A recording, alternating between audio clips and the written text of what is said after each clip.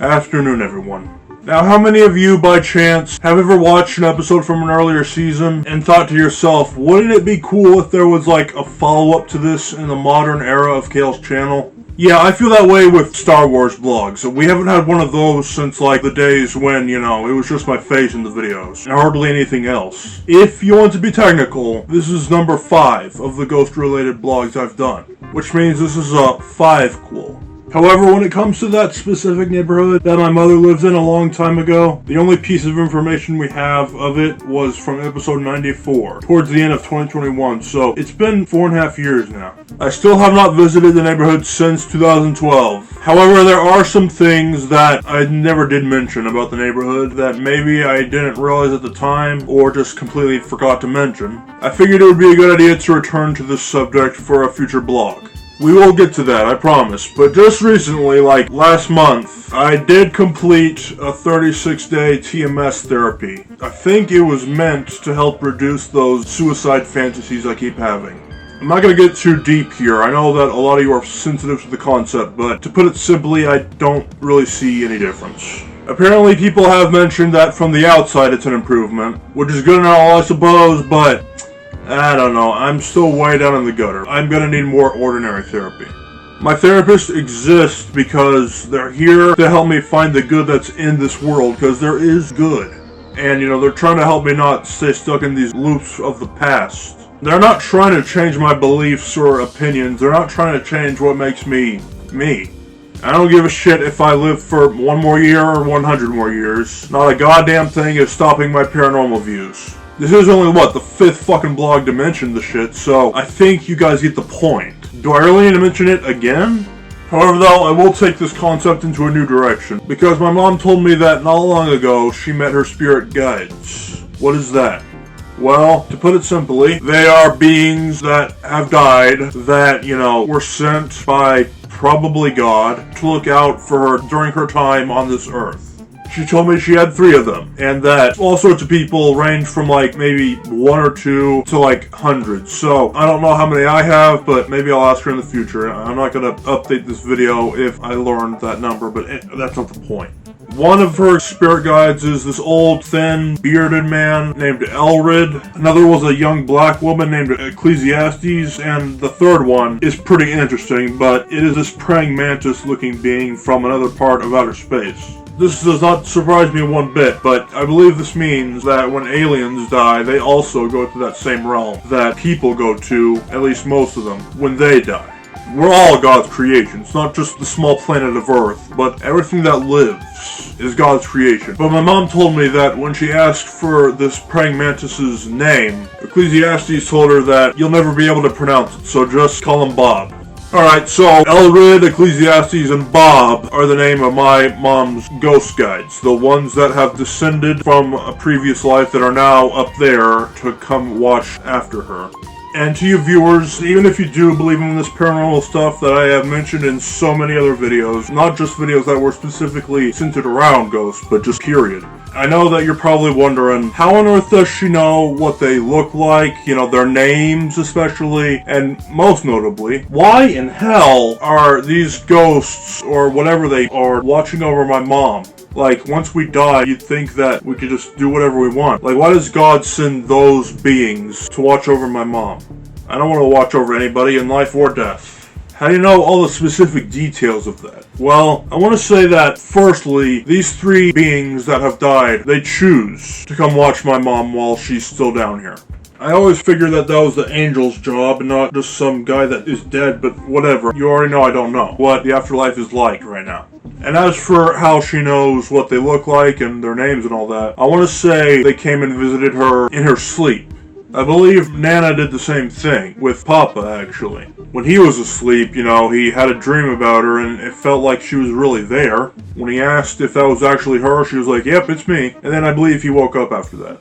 And now that I think about it, I think Nana actually came and visited me too, in my dreams, because I basically had a dream that was a memory of her replaying in my mind. I would not be surprised, and it does not end there either. Ecclesiastes actually told my mom that night, and you might laugh at this, but she said that I, myself, came down here in the flesh. I came to be her son. I was somewhere else already, and then I just came down here. It was not a coincidence, and I had full knowledge of all the evil that would come numerous different times. I knew how hard it would be, and yet I came down here anyway.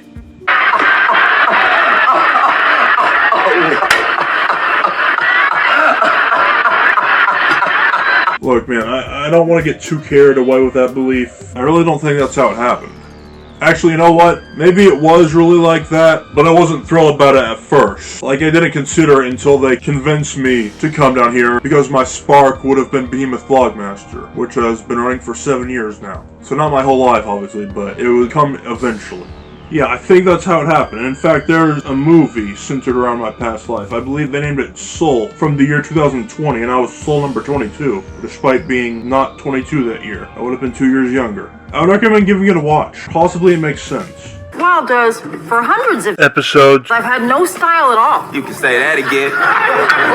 Alright, well, now we know why the guy that has created so many of these vlogs, like 186, we know why he's here. Let's get the actual main point of this episode, because we've gotten, like, so far off point.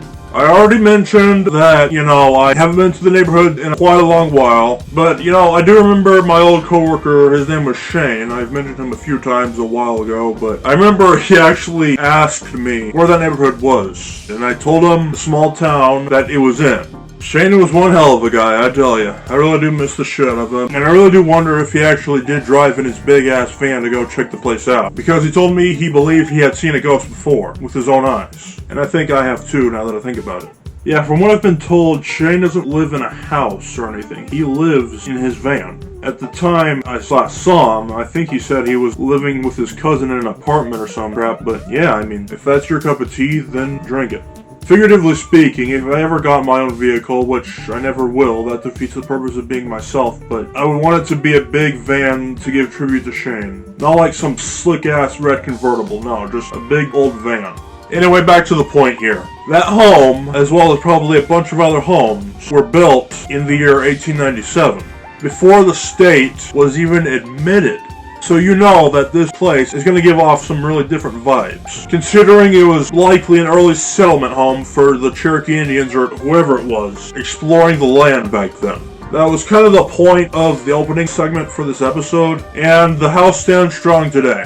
But since I last visited the place, they have repainted the outside, added a fence around it, and likely did some remodeling on the inside, if I had to guess. This is what it would have looked like back when I saw the house with my own eyes. It was yellow and did not have that fence around it, because like I mentioned in the vlog about the neighborhood, we drove really close to the house and saw the cabinet was open. Yeah, in case you're wondering how I got those pictures, I did actually find the home on Google Earth, and it actually worked in my favor because a certain spot on the road, there was some sort of glitch where it showed what the house looked like in 2008, which would have been 4 years before I saw the home. Everywhere else was 2023, baby.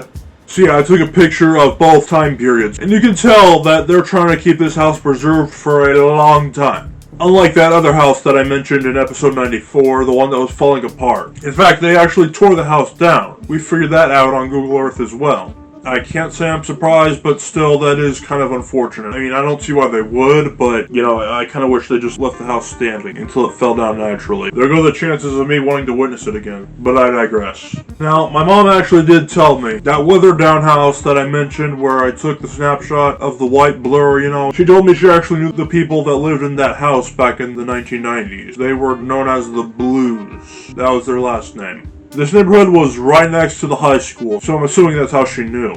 Makes me blue just thinking about it. Like, come on, they couldn't have taken better care of their house? Or maybe that was a different family that lived there after them that decided to wreck the shit up. But when it comes to the house that belonged to my mom, she told me back in 2012 that if they continue to take good care of it, then maybe the house will stand for another, 100 years. Back then I was thinking, who's going to want to live in this house in 2112? I mean, think about it. Even the 2026 homes will feel as old as pussy nuggets by then.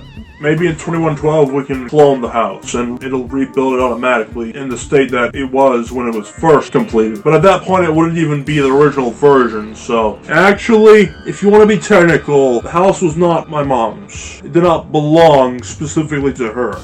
It belonged to her mom, Becky, who used the home as a daycare, believe it or not. Yes, it was a daycare. I mean, that's not like too absurd or anything. They use a lot of homes as daycares. But I mean, my mom and her brothers would have also lived there too. And I'm just curious right now as to where, like, the toddlers could and couldn't go in the house. Because obviously there's going to be bedrooms upstairs and stuff like that belong to, you know, people that have nothing to do with the daycare, or at least very little. Where are they allowed to go to? Wouldn't that really stress you out, having that at your own place? They did not record Home Alone at the director's house. That would not have worked out very well. Now, Papa Harold actually mentioned one time that he believed he saw a few demons in this back room here. I believe that's where it would have been. He was confident that they were demons because they were all short, wrinkled up old men with hunchbacks and stuff. But of course, after having told 5-year-old Judah that, you better believe he wanted to talk more about it with Papa himself because, you know, his crazy imagination when he was so little. So my mom drove us to Papa's so he could, you know, ask him about it, and Papa basically said that demons can't actually physically hurt you or take control of your body or anything like that. Don't believe in the movies. All they really can do is laugh at you, say, oh, you can't do this, you can't do that, you're too weak, but they can't actually hurt you. Judah was already much stronger at age 5 than these demons could ever be. So yeah, that was Papa's take on demons. I really don't know where I stand, if I even believe in them at all. I really don't know. But I mean, like, if there's demons in the house, at least that you believe, would you really want to have a daycare hosted there? I mean, from what I believe, my mom or pretty much nobody at all ever felt any evil energy in that house. Like the evil energy that was in that one small house that I mentioned in episode 94. The one that was just one bedroom, you know? Which, by the way, I have no updates on that house in this video because we couldn't find it on Google Earth. I'm not going to know the specific house. Neither will my mom, probably. It's probably been forgotten by now. Who knows if it's even one room, but possibly Papa was just worried that if he brought it up to Nana, she would not have believed him or something like that. We ain't talking about the Portal to Hell house in Indiana, where, so I've been told, there's crazy shit happening there all the time, no matter how many priests go to clean the shit out. So yeah, I know it can be hard, probably near impossible to just comprehend or imagine a world where everything is absolutely perfect all the time for infinite years. You are loved by everybody there. You'd think that happiness cannot exist without sadness. But if you go deep enough into it, how do I, you, or anything at all exist if, you know, everything has to have an origin? Because if our origins have to have origins, wouldn't they have to have origins? We can't just keep going back in time indefinitely, right? That's why I say that God is the answer to the things we can't fully comprehend about our universe. And all the things we just can't seem to grasp. While we're still in the flesh, at least. Like, God has the answers for us. And He will do the comprehending here. We just have to do our best as human beings. And I know that some people out there are like, God has the answers, but He ain't telling me shit. I just wish He would help me out in life. Why is my mom dead from cancer? God, give me the answers here. Why do you need her more than me? I know some people are probably thinking that, but I'm not going to act like I'm the pastor at church. I just know that God works in ways we can't fully comprehend. Until next time, guys, because there will be a next time. Remember when I used to do this? Just cover the camera with my hand like this?